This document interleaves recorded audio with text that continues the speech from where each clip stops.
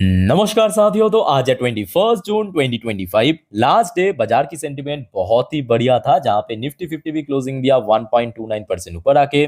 Even bank Nifty की closing भी बहुत ही बढ़िया लेवल पे हुआ था 1.15% गेनिंग के साथ।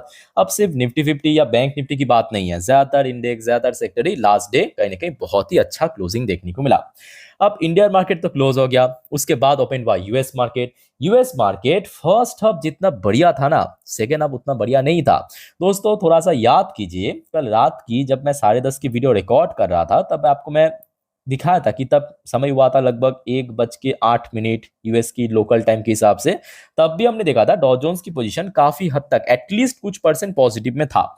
उसके बाद 1:15 पे एग्जैक्टली देखे डॉ जोन्स स्लिप कर गया। उसके बाद ज्यादातर समय नेगेटिव ही था और क्लोजिंग दिया एकदम फ्लैट। मतलब लास्ट नाइट को डॉ जोन्स जहां पे इंटरडे हाई टच किया 42,432 पॉइंट पे, बट क्लोजिंग उसके काफी नीचे आके। अब उसके साथ साथ नैस्डैक की बात करें, यहाँ पे स्थिति जो है और भी खराब। शुरू जितना बढ़िया हुआ था, ये देखिए इंटरडे हाई टच किया था 19,696 पॉइंट पे, बट क्लोजिंग कहाँ पे दिया 19,447 पॉइंट पे। ऑलमोस्ट आधा परसेंट नीचे, 0.51% नीचे। तो इसके पीछे भी अलग स्टोरी है। स्टोरी क्या है? क्योंकि कल दोस्तों दुनिया की लार्जेस्ट आईटी फर्म एसेंचर की रिजल्ट आउट हुआ। अब भले ही रिजल्ट ठीक ठाक रहा, भले ही रिजल्ट बाजार एस्टिमेट को बीट कर दिया, बट रिएक्शन दोस्तों कुछ ऐसा देखने को मिला, 6.86% नीचे। अब ओवरऑल एसेंचर की वेटेज नैस्डैक में बहुत ज्यादा है। जस्ट लाइक जैसे कि देखिए निफ्टी 50 की सबसे ज्यादा वेटेज शेयर क्या है?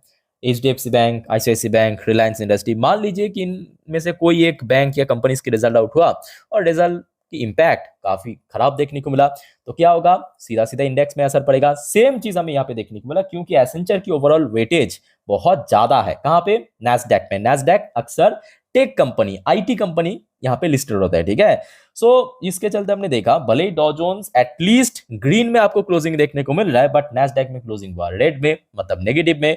अब जिसका सीधा सीधा इंपैक्ट हमें देखने को मिला गिफ्ट निफ्टी, एक्सजीएक्स निफ्टी। यहाँ पे आप देख सकते हो एक्सजीएक्स निफ्टी की क्लोजिंग प्राइस 25,022 पॉइंट पे, जबकि निफ्टी 50 कल शाम को क्लोजिंग दिया था 25,112 पॉइंट पे।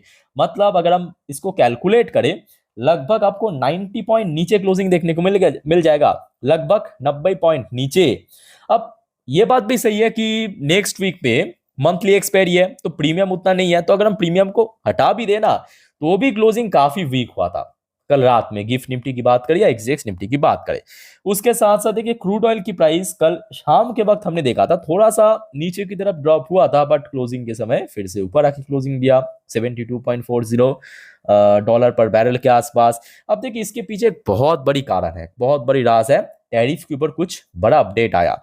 अब जैसे कि आपको मालूम होगा दोस्तों, मैं आपके साथ इसके पहले भी शेयर किया था कि डोनाल्ड ट्रंप ने जब टैरिफ इंपोज किया था 2 अप्रैल, उसके बाद यूएस के अंदर बहुत सारे बड़े बड़े बिजनेस ओनर या जो ऑपोजिशन आप बोल सकते हो, इस मुद्दे को ना सुप्रीम कोर्ट तक लाया था। जैसे कि भारत में होता है कि मान लीजिए जो लीडिंग पार्टी है उनके द्वारा कोई बिल पास होता है, जैसे कि आप रिसेंटली आप देखिए ना, वक्फ बिल पास हुआ, फिर वो सुप्रीम कोर्ट में पहुंचा, है ना। तो वैसे ही डोनाल्ड ट्रंप की सरकार ने जो रेसिप्रोकल टैरिफ इंपोज किया है दुनिया भर के देश के ऊपर, ये कहीं ना कहीं यूएस की कोर्ट में पहुंच गया, सुप्रीम कोर्ट में।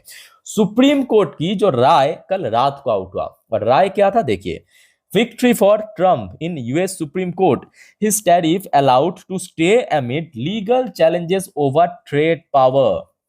ओके, सो डोनाल्ड ट्रंप को देखिए अभी टैरिफ इंपोज करने से कोई रोक नहीं सकता। मतलब सुप्रीम कोर्ट ने तो लीगली ये कह दिया। ये देखिए क्या कहा, आर्टिकल्स पढ़ लीजिए। The US Supreme Court handed President Donald Trump a major legal victory after it refuse to put a challenge, जो चैलेंज किए थे, to his sweeping reciprocal tariff on the fast track. वही रेसिप्रोकल टैरिफ की बात हो रहा है, ठीक है, ऑन फ्राइडे। मतलब ये एक्चुअली कल रात की अपडेट है। यहाँ पे देखिए ये जो फर्स्ट पोस्ट ने इसको शेयर किया आज दोपहर को, यहाँ पे आप देखिए 2:24 में, बट एक्चुअली ये कल रात की अपडेट है। अच्छा, उसके बाद देखिए on Friday the Supreme Court justice rejected a scheduling request from the two family owned business seeking to invalidate many of Trump import taxes. तो ऑब्वियसली बात है, देखिए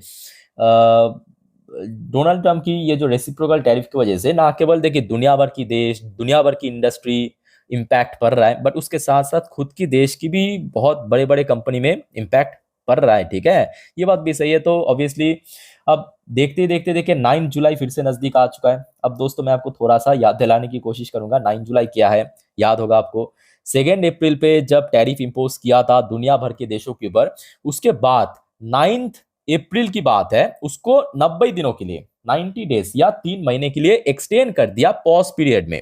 मतलब 9 अप्रैल में ये डिसीजन लिया गया था, 9 में 9 जून 9 जुलाई। सो 9 जुलाई पे आपको मालूम पड़ेगा इस दिन डेट के आगे पीछे कि क्या ये जो पॉज पीरियड ये आगे एक्सटेंडेड होगा या एक्चुअली इंपोज होगा ऑफिशियली। जितने भी टैरिफ इंपोज किया गया था अलग अलग देशों के ऊपर, जैसे कि भारत के ऊपर 26%, आपको आई थिंक याद होगा। चाइना के ऊपर अभी कम करके 30% कर दिया। ठीक है, सो क्या होगा आपको जल्दी मालूम पड़ जाएगा, बिकॉज आज 21 जून और 9 जुलाई, मतलब पूरा 3 हफ्ता भी बाकी नहीं है, 2.5 हफ्ते के आसपास बाकी है। अब उसके साथ साथ रिसेंटली देखिए डोनाल्ड ट्रम्प ने ये भी एक स्टेटमेंट आया था कि अलग अलग कुछ सेक्टर्स के ऊपर भी टैरिफ इंपोज किया जाएगा। Trump to launch new round of tariff targeting pharmaceutical sector, chip मतलब आपके सेमीकंडक्टर चिप, मिनरल्स हो गया बहुत सारे। ठीक है, सो कहीं ना कहीं देखा जाए नेक्स्ट वीक जो है ना बहुत ज़्यादा इंपॉर्टेंट, बहुत बहुत वाइटल होने जा रहा है। अब चलो यहाँ पे तो टैरिफ की बात हो ही रहा है, ऑब्वियसली हम इस चीज़ को भी नकार नहीं सकते कि मिडिल ईस्ट में जो लगातार टेंशन बढ़ता जा रहा है, बढ़ता जा रहा है। मतलब एक बहुत ही ज़्यादा अनसर्टेन फेज में हम लोग चल रहे हैं कि मतलब अभी जो हो रहा है 1 घंटा बाद कुछ अलग ही हो रहा है। देखिए यहाँ पे डोनाल्ड ट्रम्प की तरफ से ही एक और स्टेटमेंट आया कि very hard to stop Israel strikes on Iran. मतलब इसराइल की जो हमला करना, मतलब इस चीज को रोकना नामुमकिन है, इसराइल को रोक पाना। ये सीधा सीधा इन्होंने कह दिया डोनाल्ड ट्रम्प ने कल मीडिया में। Donald Trump doubtful of possible cease fire. तो मतलब यहाँ पे भी सीज फायर की कोई अभी तो उम्मीद नहीं है। डोनाल्ड ट्रम्प ने कह दिया कि देखिए जो अभी मतलब डोनाल्ड ट्रम्प, यही डोनाल्ड ट्रम्प है जो हमेशा कहता था कि मैं तो पीस की, शांति की मसीहा हूं, है ना। सो वही डोनाल्ड ट्रम्प अभी कह दिया कि डाउटफुल ऑफ पॉसिबल सीजफायर। तो कहीं ना कहीं मुद्दा जो है थोड़ा सा गंभीर होने को है।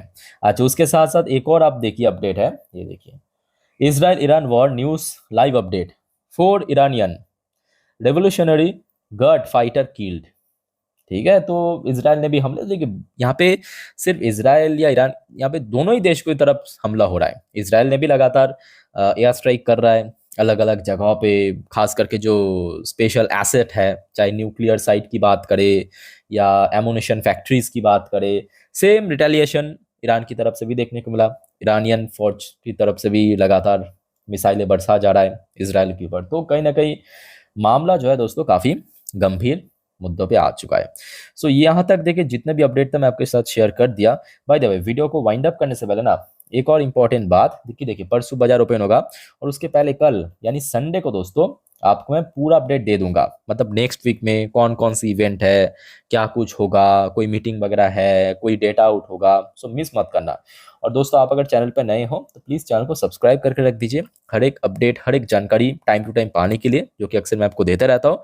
नेक्स्ट कुछ वीडियो में भी बहुत सारे इंपॉर्टेंट टॉपिक को लेकर हम लोग डिस्कशन करेंगे, आप लोगों के साथ शेयर करेंगे। तो इस वीडियो को दोस्तों यहाँ पे वाइंड अप करता हूँ। कोई आपका डाउट्स है कमेंट करके पूछिए। मिलते हैं नेक्स्ट वीडियो में, तब तक के लिए टेक केयर, बाय बाय, जय हिंद।